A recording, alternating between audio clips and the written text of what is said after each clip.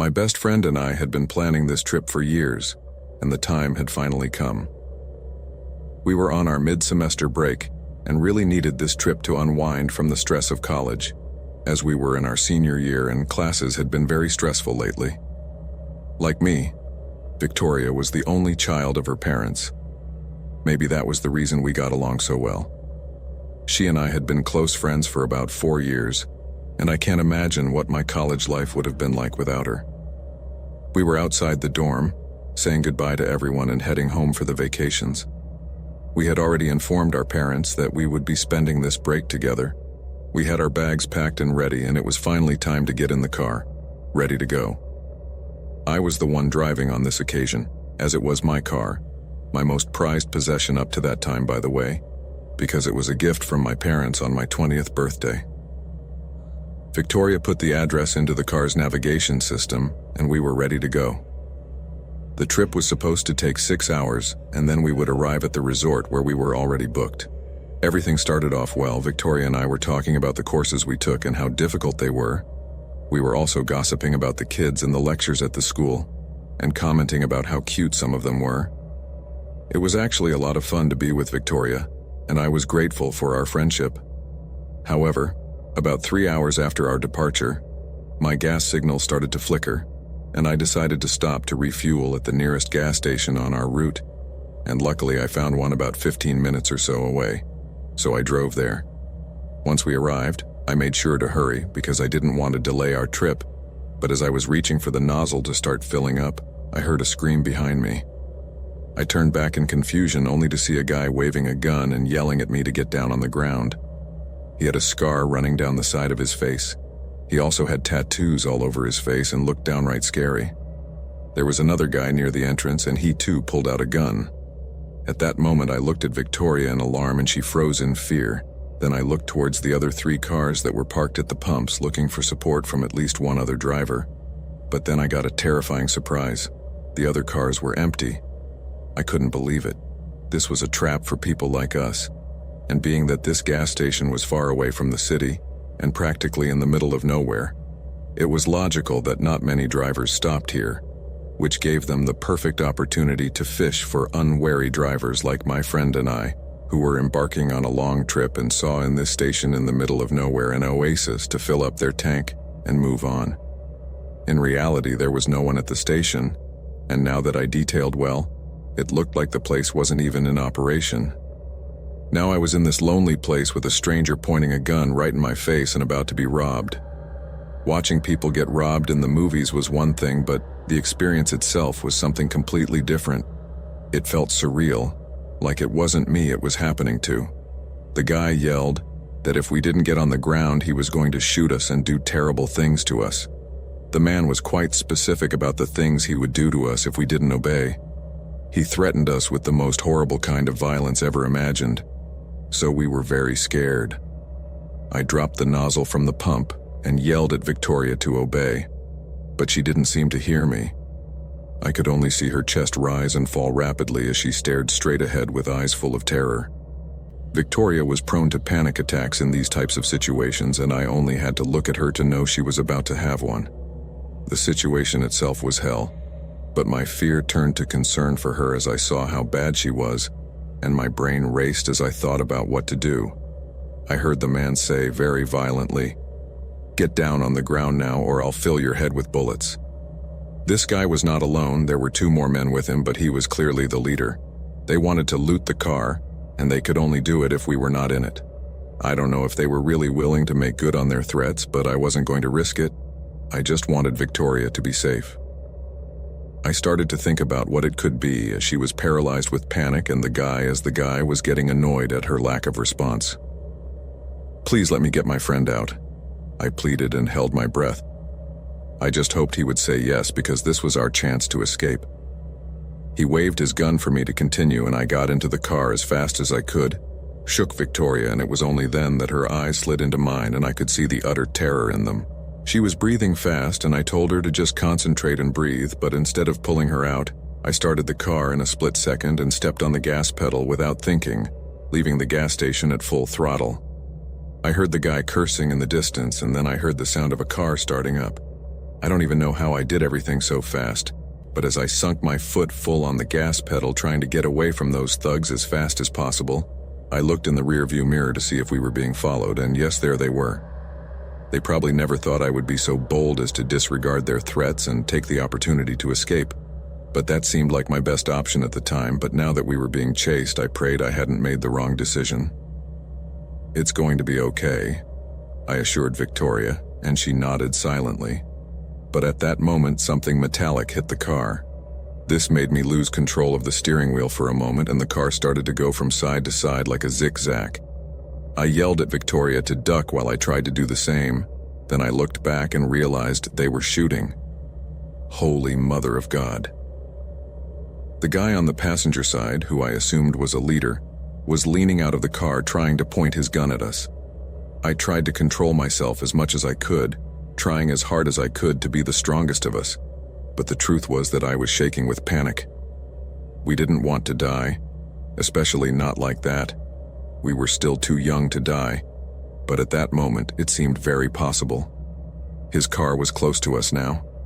I kept my head as low as I could and tried to increase my speed, but due to my previous carelessness, the guys hadn't caught up and started crashing into the back of the car again and again. They were trying to destabilize me so I would lose control and either stop or get off the road. With the steering wheel in my hands, I growled in fear, anger, and desperation, but kept my grip firm. Victoria was crying and shaking as she leaned over in the passenger seat. Then another shot hit the side of the car. I cursed the road for being so lonely, since we had never run into another driver here since we left. So there was no one who could help us. But suddenly an idea came to me, and I hoped with all my soul that it would work. I waited until they wanted to ram us again, watching them closely, and when I saw the car accelerate, I suddenly slowed down and swerved to the side. Then they sped past us, and when they did, I stepped on the accelerator and turned the car sharply in their direction, sideswiping them myself. This movement caused the driver to lose control of the car and... whoa, it all happened so fast. Victoria and I watched as their car careened off the road and overturned shockingly, flipping and spinning and shattering into pieces in the process. I didn't know if they were going to survive that, and frankly, I didn't care. I hoped they wouldn't. Although a part of me was tempted to stop, instead I stepped on the gas and kept driving at full speed until I left them far, far behind. My hands were still shaking on the steering wheel, and I tried to calm myself after making sure not to collapse. A little further ahead, I stopped and checked that everything was okay with the car. After all, they had fired several shots, but fortunately only 2 of them hit the bodywork, and it was nothing serious. Seeing that both the car and we were in one piece, I continued driving. Fortunately, the fuel reserve lasted until we reached our destination, because I did not dare to enter another gas station. We arrived at the resort a bit shaken up, but we were fine.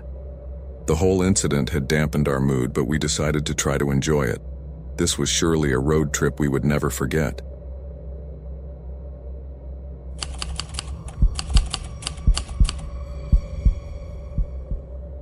In 2016, my family and I decided to move out of our old apartment in Mississippi.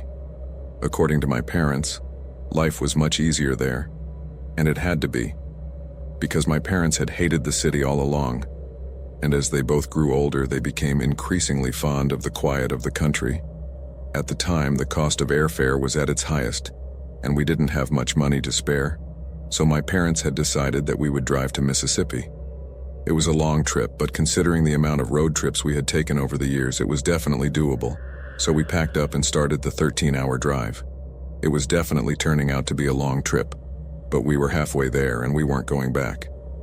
If I can remember, we were driving down a highway somewhere in Tennessee or West Virginia that stretched across the entire state. It was around 2 a.m. when I woke up to feel the car slowly come to a stop. Upon awakening, I asked my dad why we had stopped, and that's when I noticed what appeared to be a person lying in the middle of the road. Right then, I knew it was a woman, maybe around 51 years old, with light brown hair, and she appeared to be wearing a sweater. At that point, my parents were confused and worried. My dad told us to stay in the car and got out to investigate. Being a former Marine, his natural instinct was to help the person in need or prepare for the worst. My mom and I watched as my dad approached the woman, still lying face down on the pavement, but as soon as he saw her, he immediately backed away. It was a little hard for my mom and I to see from our seats, but we could see that my dad seemed to start to panic and run back to the car. He quickly got in with a look of shock on his face and just stepped on the gas and got out of there. I could only catch a glimpse of him as we drove by, and what I saw made me understand why my dad was so scared. The only way I could describe what I saw was that her face looked contorted. Her eyes were kind of bulging out of their sockets. Her jaw looked like it had been bent from a hard blow, and her left arm was behind her like it was broken. Her nose was also broken, and besides it had like blood around it, not to mention she was bruised all over. It was a scene where I didn't think anything human was capable of doing this to someone.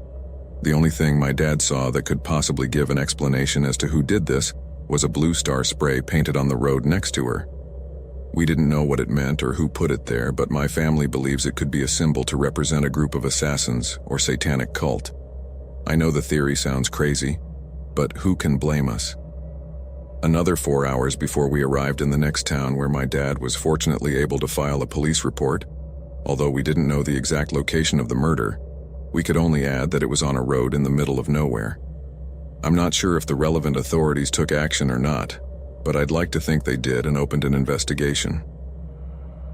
3 months later, I was scrolling through Walmart when I came across a publication that focused primarily on disappearances and theories. I was interested in the mysteries behind all sorts of things, so I found the publication interesting. It had several photos and videos of theories and clues as to how or why a number of people might have disappeared. I ended up landing on one of the photos that had something that looked awfully familiar, and that's when I saw the blue star, the same blue star I had seen on the road that night.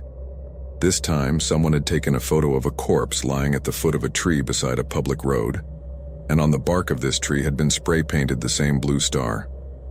The title of the post read something like, "I found this symbol on a hike." The thread was full of responses and comments where theories were displayed as to who could have done this. There was everything from it could be about some sort of cult called the Smiley Face Killers to ritual sacrifices of a satanic cult. There was even mention of the possible presence of a drug cartel, assuming these people were from enemy cartels, and of course, the everlasting theory that it could all be the work of aliens could not be missed. However, the most credible theory is that they were a group of assassins nicknamed the Star Killers. The truth is that in the end it is just that, theories, because so far there is no official report about the real perpetrators of this horrible series of gruesome murders.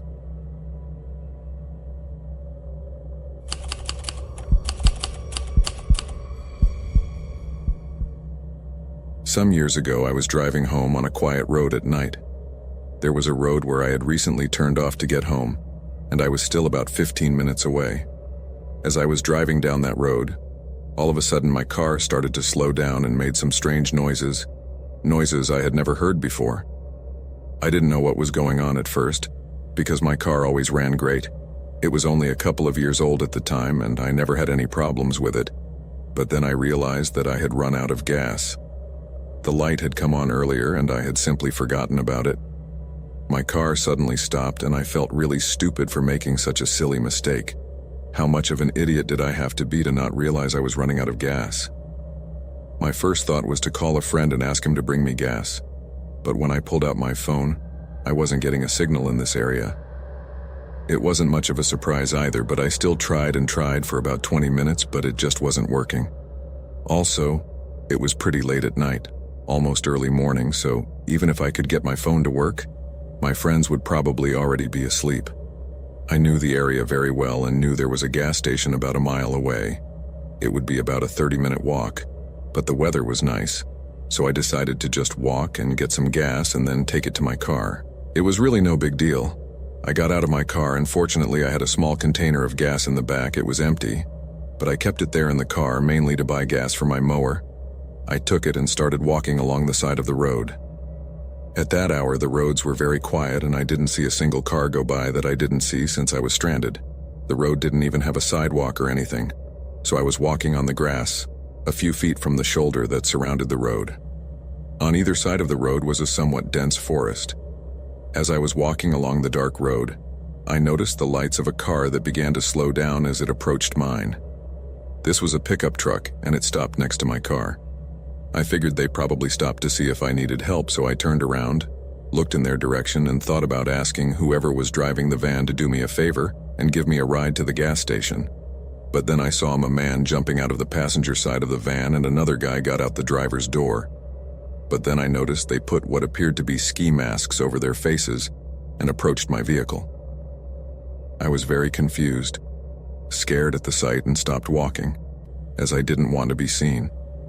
I'm pretty sure they hadn't seen me and didn't know I was there. They probably thought I was still inside my car, so I walked back into the woods to sneak a peek at them and saw that they kept snooping around in my car. The men started looking inside my windows, as if they were looking for something, and one of them used his phone as a flashlight to look. The other guy knocked on one of the windows to see if anyone was coming out, and then they tried to open all the doors, but I left them sealed. After this happened, the men started looking in all directions, looking for the driver for sure, and that's when they saw in my direction. And even though I tried my best to hide, they seemed to notice me anyway. Right after that, one of the men started walking towards me, while the other walked back to his truck.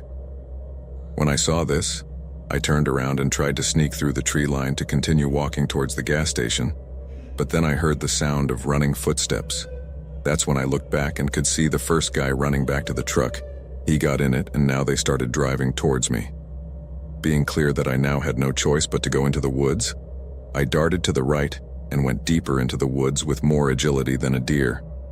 At that moment, I had no north. I just started running like crazy, looking everywhere and scared to death, as I didn't know what these guys were capable of or what they wanted from me. In the forest, there were all kinds of trees, bushes, and branches that I was tripping over at every step. Then I heard the first guy start to enter the forest a little further back. I kept running the same way, not stopping for a moment, even though I didn't know where the side of the forest was or anything. After probably a few minutes straight of going as fast as I could through the woods, I got to the other side and saw a house with a huge yard. I kept running in the direction of this house with the intention of calling for help, but at one point I no longer heard the guy behind me. As I approached the house, I ran behind it, held my breath, and tried to figure out what I was going to do. At this hour, I didn't want to knock on the front door of the house because I didn't want to get anyone in trouble unless I had no other alternative. So I waited several minutes, and then, seeing that there was no sign of the men in the truck, I decided to walk back to the street. This was a very long way, but eventually I returned to the street. I had been walking, very attentive to any sign of the guys, but fortunately, the men in the van were nowhere in sight. I continued my walk to the gas station, but I walked very close to the edge of the woods, since that way, if I saw the truck coming, I could turn back. In fact, when I heard a car coming shortly after I started walking again, I jumped into the woods immediately and hid. I tried to camouflage myself in the foliage and waited for it to pass. I couldn't tell if it was the truck or not, so I have no idea, but I wasn't going to risk it. I finally made it to the gas station and then walked back to my car, filled up my tank as fast as I could, and drove home at full speed to get to safety as soon as possible. I can't describe the sense of relief I felt when I finally parked in my garage and entered the safety of my home. Looking back, I don't know what those men wanted or who they were, although I can add that with the attitude and the look they were wearing, it was not good at all. So my people, always remember to fill up your gas tank, and if possible, put an extra jerry can in your car, as that will save you a bad experience on a road at night.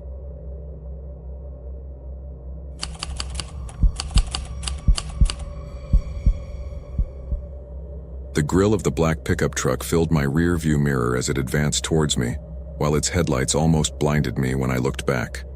At that moment, I felt as if my heart was beating my engine pistons so fast, to the point that I felt like I would have a heart attack as I pressed the gas pedal to the bottom of the floor of my little sports car. I risked another glance in the rearview mirror, watching the van back up a few feet. Come on, please, Dale, que tu puedes," I yelled at my car desperately. But the truck moved forward again, closing the gap between us. "Please," I cried and begged, "what did I do to you?" Of course, whoever was in the truck could not hear me, and much imagined that I was pleading for my life.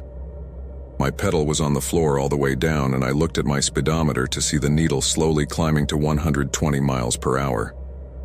Oh, for God's sake, damn it, leave me alone." At that moment, warm liquid dripped down my cheeks, and I pulled a hand away from the steering wheel to wipe away my tears. I was ashamed to cry. A man like me is not supposed to be crying like a baby. The gap between the truck and my car kept closing, and I knew I couldn't maintain this speed for much longer, as my little sports car was an older model and I was afraid I would break the gasket or something. I had to do something if I wanted to get away from this psycho, but I saw no other cars on our side of the road, and only a few had passed on the other side since the truck started chasing me. It was a little after 3 in the morning when this huge truck started following me and trying to ram me for no reason. "I'm just a guy on a road trip," I said to myself, not knowing what the hell it was they wanted from me. But just when I thought I was lost, I suddenly saw an exit. The green sign was flashing, so I couldn't read it all clearly, but it didn't matter. The word exit was more than enough for me. I had to get off the road if I wanted to lose this crazy guy. Only then could I make my next move. Call the police. If only I could have a few minutes without him chasing me. If only I could take my hands off the wheel and grab my phone from the glove compartment. At that moment, I glanced toward the cooler in my back seat. The exit ramp appeared to my right, and I waited until the last second to turn the steering wheel to the right. I drove over the thick white lines of the danger zone and made it to the ramp without losing much speed. Then I checked my mirrors and saw that the truck didn't react fast enough and came to a screeching halt in the middle of the grass. Just past the danger zone, I saw it slam on the brakes and also saw it back up quickly before I lost sight of it. "Well, I've got some time," I said to myself. "Some time to lose this psycho." There was a sign for a gas station on the right, and I couldn't do much more. Then I saw the gas station at the end of the road, about a quarter mile down the road. But it looked dark, clearly not a 24-hour place. I'll be damned. Feeling very frustrated, I turned left and accelerated onto the road. Barely off the road, I entered a thick grove of trees, which I passed like a flash of lightning, and the image blurred as I gained speed. I looked in the rearview mirror again, but still didn't see the truck. However, I was far from feeling safe. The road was curvy, so I had to slow down to about 60 miles per hour before I passed the first curve into the woods, when 2 headlights splashed the back of my vehicle.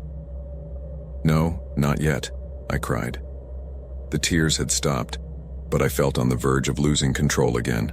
So again I drove as fast as I could and almost ran off the road twice before I reached the outskirts of a small town. As I sped down the straight, I looked in the rearview mirror once more, again looking for headlights coming through the trees behind me. But there were no lights this time. It was so dark behind me that I could see nothing but the formless night.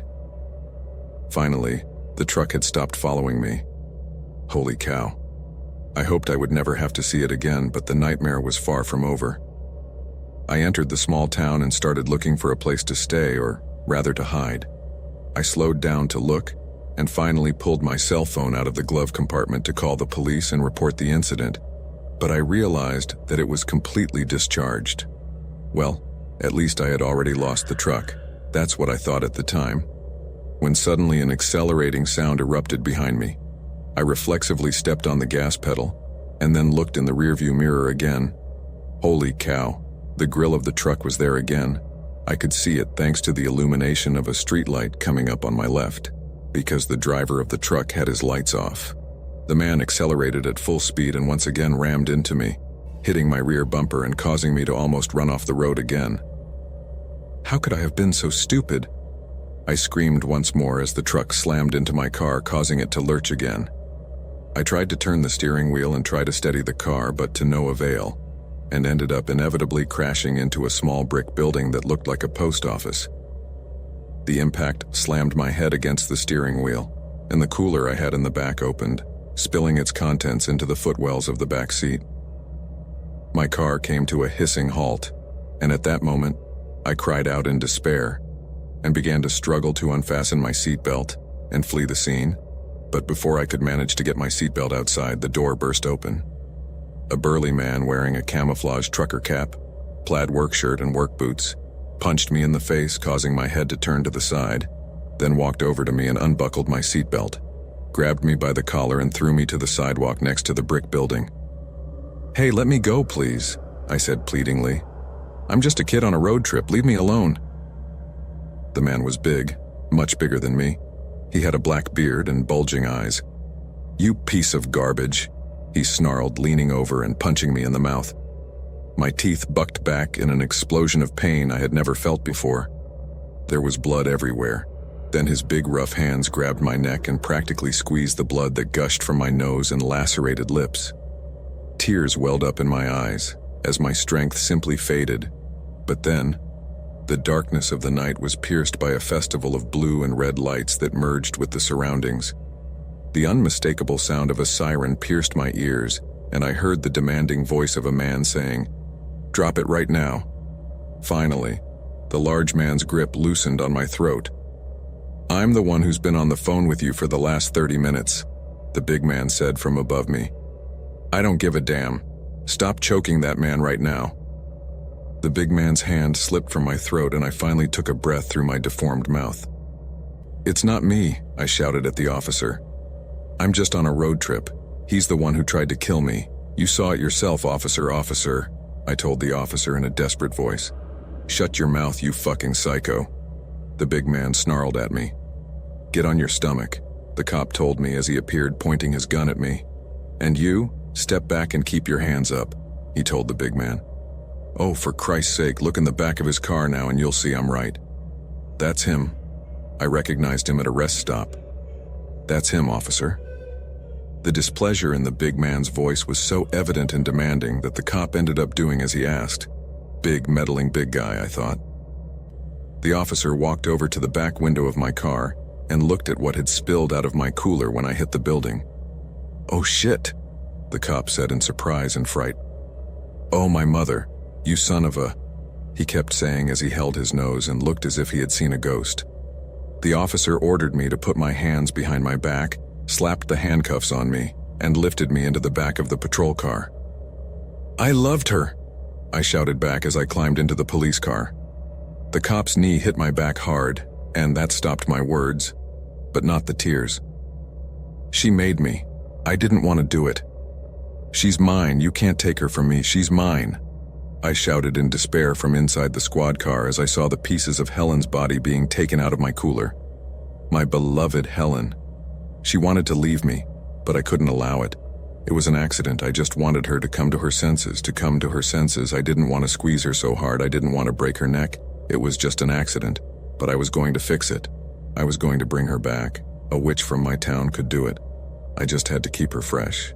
But she didn't fit in my cooler, and I didn't have a bigger one. I just did what I had to do. I did it for her, because I love her.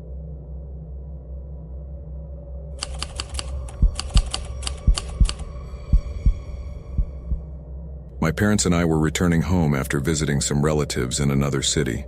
It was a wonderful trip. We had a great time with our relatives, but now it was time to go back. However, this would not be an ordinary trip this time. Something very scary was waiting for us on the road. Something we did not know what it was. But he or it did know who we were. It was December 25th, 2013. My family and I were driving south from Kentucky after what had been a very comforting and heartwarming stay at my grandparents' house over the Christmas vacations. However, as we were in the car, my father made a comment that caught my mother's and my attention. "Don't you think Grandma was acting a little strange?" my dad said out of the blue. At that point, we had already been sitting in the car for a little over 3 hours, so it was incredibly strange for him to come up with that out of the blue. My mom responded with nothing more than "I guess why?" her voice animated with curiosity, looking intently into my dad's eyes, almost trying to find an answer in his pupils. No, it was just," he said, pausing for a moment, hesitating as if choosing his words carefully, and then blurted out, "It's just that she told me. It was a little weird. Just forget it." Dad suddenly became discouraged. As he drove home, his face looked serious and his gaze seemed stern. His eyes stared at the road ahead. It was incredibly dark outside, and there was little to see apart from the wasteland of the road and the occasional old streetlight. There was silence for a while in the car, but I wasn't about to stay curious, so I leaned over to him, and to find out more, I asked him directly, What did Dad say to you? Why do you think he was acting strange? Then Mom stepped in and said, well, Phil, you might as well tell me.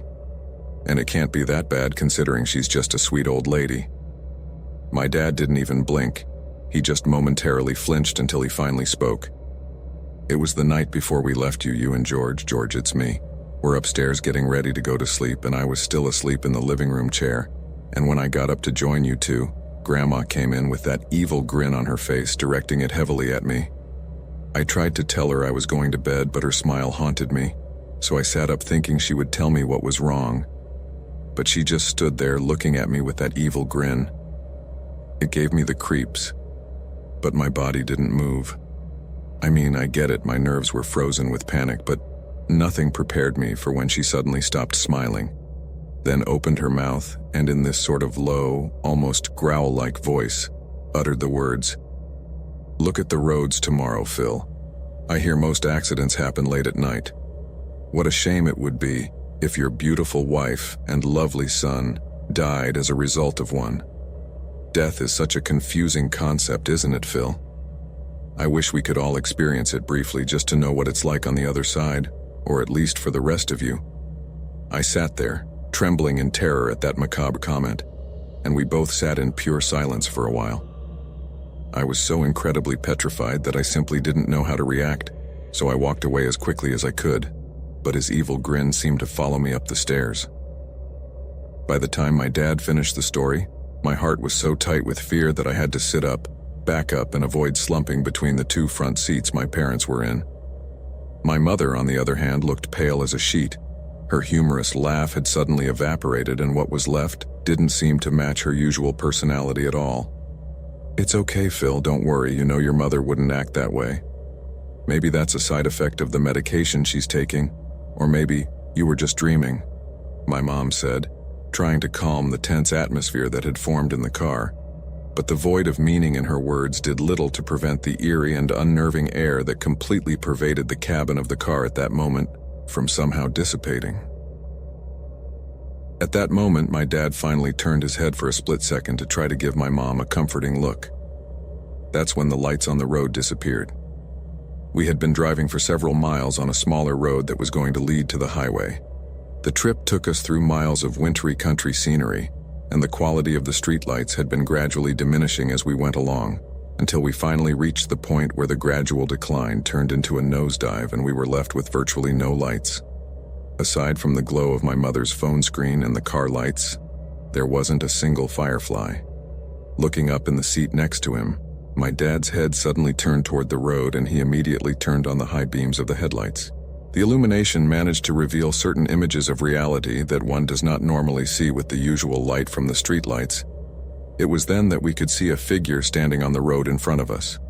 We all stood wide-eyed as we watched this inhuman figure emitting a dark and frightening atmosphere. Suddenly, the creepy figure lunged at our car. Instinctively, my father turned the steering wheel sharply, trying to dodge the huge figure, but as he did so, the tires screeched on the pavement, and all I remember is that the car began to shake until it suddenly came to an abrupt halt upon impacting a tree. Fortunately, all of us on board had our seatbelts on, which prevented any of us from being seriously injured. However, we were all in shock. We were silent for several seconds, but the scariest part was about to happen. Suddenly, my dad looked in the rearview mirror and could see a figure approaching in the dark. He tried to start the car and get it moving again, but it was too badly damaged from the impact. Suddenly, my mother released my seatbelt and held me against her body, completely terrified and nervous, while my father pulled the safety lever out of the car and prepared to lunge at whoever or whatever was approaching our car. At that moment, we could hear the footsteps approaching, as panic gripped everyone in the car, especially my mother, who had begun to cry desperately. The footsteps were getting closer and closer. They felt as if they were on top of us. They were strong and heavy, and the way it moved was as if it was some kind of beast. Suddenly, this figure positioned itself in front of the driver's window and began to knock. My father was so frightened that he was completely paralyzed, unable to move a muscle, while my mother and I squeezed our eyes very tightly shut, expecting the worst. When suddenly we heard someone in a rather deep voice say, "We are not native to Earth." The three of us visibly lost all our scent at that moment.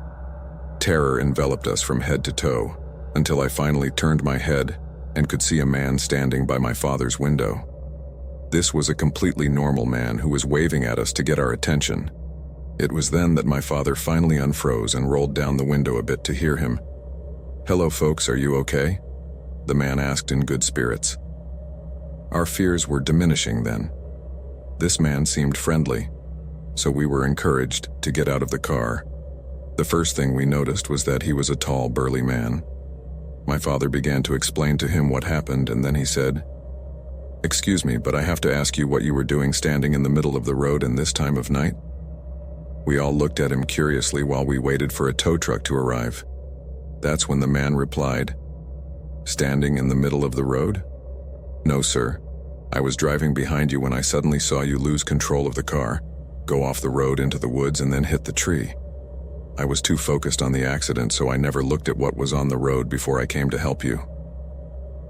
We were all speechless at his words, and if it wasn't him, then that means that the creature we saw in the middle of the road was real.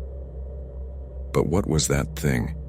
Did it have any relation to my grandmother's creepy words? My parents looked at each other with a look of intense terror on their faces once again. They both grabbed my arm and hugged me.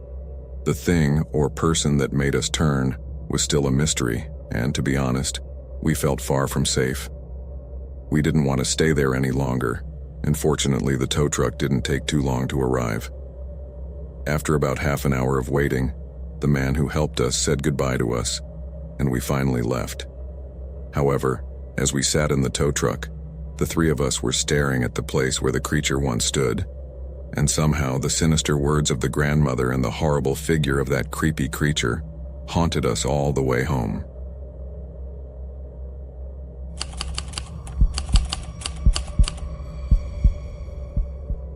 The pending dinner had nothing to do with the joy that lit up my heart when I woke up that morning. For a moment, everything was perfect, so to speak. If anything, dinner caused me a lot of anxiety, and my mind filled with a million ways everything could go wrong. My lungs constricted at the thought of this 18-year routine. God, if only I could put an end to it. In truth, the joy had more to do with the birthday of my only daughter, Elisa, and the chance to see her again got me out of bed faster than my alarm tone and into the bathroom. The reason for my happiness was that my daughter was finally coming of age, which meant she was no longer under her mother's guardianship, and I now had the chance to see her more often. Now that her mother, my ex-wife Charlotte, no longer had custody of her, this meant that Eliza was now free to make her own decisions, and she could no longer do anything to keep me away from my daughter. Eliza's birthday coincided with Thanksgiving, and I would be at my ex-wife's apartment once again, as I had been every year since the birth of my little girl. I was choosing outfits because this was not just any date, it was Eliza's most important birthday, and I wanted to look my best, so I took careful measures to choose very well my shirt and the color of the suit I needed, so it would be to my daughter's liking, and she would feel proud to present me as her father to the guests or whoever would be at the gathering. She was now a grown woman, and I knew how important this new stage of her life was. Although for me, she would be my precious girl forever, and the only good thing to come out of my stormy 10-year relationship with Charlotte, which is saying quite a bit. Before I left, I put my newly purchased car away in the house and began my journey to the other side of town. I didn't want to admit it, but I bought the new car to impress Eliza. Sometimes I hoped she would recognize that I was wealthier and more successful than her mother and choose me over her, especially now that the ball was in her court, because I loved her more than my life, and I couldn't help thinking that if I spent too much time with her mom, she would become a shrew like her. Charlotte was not always someone I wanted to avoid. She was once a sweet soul, a woman I fell madly in love with, not only for her beauty, but for her simplicity and good heart, the woman I once swore I would live with for the rest of my life. But as time went by, she became a completely different person. She was a greedy, moody, narcissistic woman who couldn't take no for an answer. The fights started to become more and more frequent between us, until it all collapsed 10 years ago, when I finally decided that I had had enough. And the truth is that I had put up with all her nonsense for so long, It was because I wanted Elisa to have a happy family, to live together with her father and mother as it was meant to be. But at a certain point, Charlotte began to open a side of me that I had never found in my whole life. A dark side that emerged as a result of all the anger and resentment I had inside. So to avoid greater evils, I decided to simply put an end to all that farce we had as a marriage. However, from that moment on, a new war began, the war for the love of our daughter. And the fact is that since we separated, Charlotte did everything she could to make me look bad in front of my daughter. She did not miss any opportunity to do or say things that would make Elisa see that she was much better with her than with me. But I always managed to have the best relationship with my daughter. But unfortunately, I could not say the same about my relationship with her. I tried to put all the bad thoughts aside when I arrived at Charlotte's apartment a couple of hours later. When I arrived, the one who rushed to open the door for me and throw me an excited hug was Elisa, and even though Charlotte was nowhere in sight, I could smell her jealousy mixed with the tantalizing smell of delicious soup that filled the atmosphere.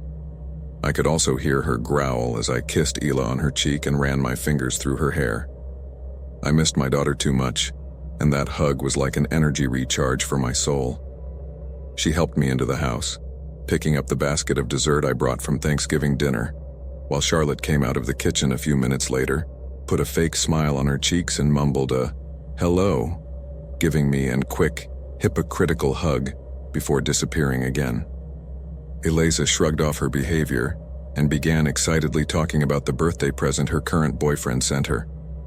Although I couldn't help but feel fatherly jealousy, I was glad that my daughter was happy and that she loved me and trusted me enough to tell me the little details of her personal life. However, at that moment, Charlotte interrupted us by asking us to set the table and get ready for dinner. Elisa ran to the kitchen to help with the portions, while I arranged the dining table and also set the centerpiece carefully. A few minutes later, we were seated around the table where they were, the turkey in the middle, the birthday cake on the side, and the other garnishes arranged elegantly, plus 2 bottles of wine and glasses. It was easy to tell that Charlotte was on her best behavior because it was Elisa's birthday. On previous occasions, she had surely found something wrong with the centerpiece or my dessert or whatever, as long as it caused a misunderstanding or a fight. I could never understand why she invited me to dinner every year, even after we divorced. And I could never understand why I still honored the invitation, even after 8 years. But I was glad that this day was different, since up to that point, she chose silence over anger, pride, or whatever. I was glad that she honored this special day for her daughter, but that joy did not remain for long. The moment I took a spoonful of the soup placed in front of me, I knew trouble was going to happen. Deja vu. "Did you do it on purpose?" I said, as I realized that my soup was sour and spicy. She had definitely done it on purpose, but when I confronted her about it, she just hummed and continued to calmly eat from her plate, cutting her food like someone who has no worries. All my anger got the better of me at that moment, and before I knew it, I was holding her by the neck. Elisa jumped out of her chair, and the next few minutes passed in a frenzied haze with Charlotte and I screaming at the top of our lungs, calling each other names and reminding each other why it was that we had gotten divorced in the first place. We were both so angry that we completely forgot that we were ruining our daughter's special day, until her sobs and screams became louder than ours. Embarrassment washed over me from head to toe, and anger gave way to guilt in my eyes as Elisa screamed that we had ruined her birthday, yelling at me directly that it was all my fault and that if that's what I had gone for, then she didn't want me around. Of course, the whole neighborhood had witnessed our fight, as they did every Thanksgiving in the same way for the past 10 years and even since before we divorced. Charlotte immediately excused herself by saying that I had started it all, victimizing herself as usual and making my daughter see that I had acted violently for no reason. It is very clear that there is no justification for violence, but there was definitely the limit. I had 10 years of my life carrying all the dirty things Charlotte did against me, and I was too saturated with it. And now she was looking like the good guy once again in front of my daughter, robbing me of the chance to have a good relationship with her. My daughter and venomous-eyed ex-wife picked up my car keys and I pulled out, leaving the house to them, since on this occasion, it was just the 3 of us. I left feeling very frustrated and angry with myself, though also with Charlotte. But whether it was a bad move by my ex or not, the mistake was mine for doing what I did and behaving the way I did, without even thinking about the damage I was causing my daughter. However, I also felt bad for letting myself get carried away with indignation and pride, because I could have also stayed, apologized, and tried to make amends. But I felt a bit mistreated when they gave me the keys to in my car and simply told me to leave. I wish I had chosen to do what I mentioned and tried to make amends, as that literally would have prevented a tragedy. As I left the apartment, I simply started the engine of my car and disappeared in the middle of the road back to my house. I hadn't gone far when my phone started ringing. Elisa's call for help quickly sent me back to the apartment, but to my sorrow, I was late. I should have known by the creepy feeling I felt the moment I parked in front of the apartment. Again, I rushed into the house, and as I did, I couldn't believe my eyes. Elisa and Charlotte were in the house, tied from the ceiling by their legs. Blood was dripping from their necks, which hung upside down. They had bruises all over them, and their faces were looking down at the floor. I was in shock. I was completely paralyzed with terror and pain. And it was only after several minutes that my brain was able to process what my eyes were seeing. Then I began to cry and scream in pain, fear, and despair. Elisa, my child, who did this to you and your mother?